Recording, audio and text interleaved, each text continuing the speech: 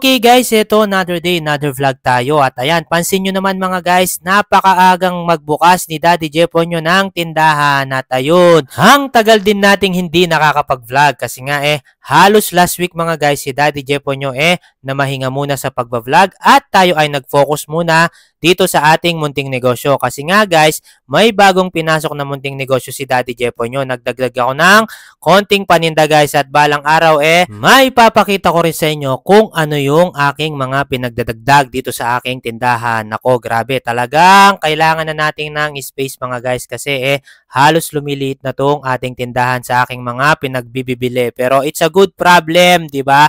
Kasi yun yung problema natin mga guys, kung paano pa natin palakihin yung ating tindahan. After nga natin ayusin yung ating tindahan mga guys, yan, coffee break lang muna si Daddy Jepo nyo kasi after ko nga mag-coffee aalis naman tayo para bumili ng aming lulutuing ulam for today at may surprise ako sa inyo guys. Tadan! Yan!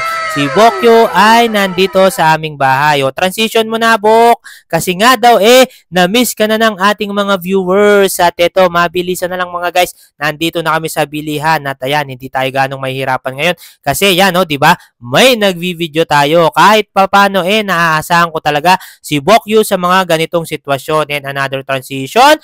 Yan, nandito na rin kami agad sa bahay. So, Bok, i-discarga mo na yung mga pinamili natin. At si Daddy Jepoy, meron pang gagawin. Pagdating, boom! Yan!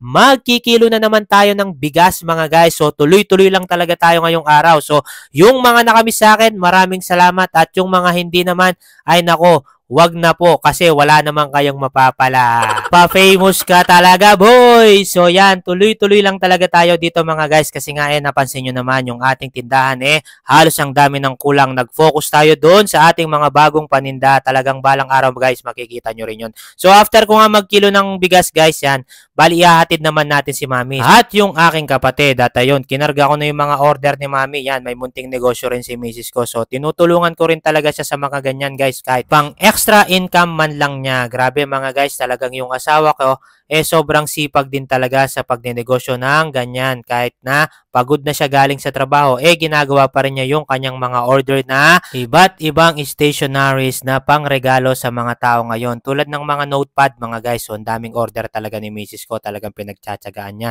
So, after nga nung guys yun, mabilisan lang. Bali na ihatid ko na nga yung aking mahal na asawa at yung aking kapatid. So yan, Daddy Jepo nyo pabalik na ng kanyang tindahan. So tuloy-tuloy lang talaga si Daddy Jepo nyo ngayon mga guys. Ang dami niyang gagawin para sa tindahan. So kailangan talaga ma-recharge muna tayo. At ayun, sakto yung nanay ko nagluto na rin pala ng sopas. Grabe, napakasarap niya mga guys. Kailangan kumarga tayo ng mabuti. Talagang magpapatuloy-tuloy tayo sa ating mga gagawin. Mga 3 days to guys. Tuloy-tuloy lang. At ayun, nag-water break lang ako. And boom, naligo na ako ng mabilisan mga guys. At ayan, surprise ulit. Kasama ko si Bokyo. Papunta na kami ng supermarket dito. So mamaya na lang ulit mga guys. Yan, tuloy-tuloy lang kami dito. Yan, busog-lusog na naman yung aking pamangkin. Maraming salamat. AA muna. God bless you po. Bye-bye.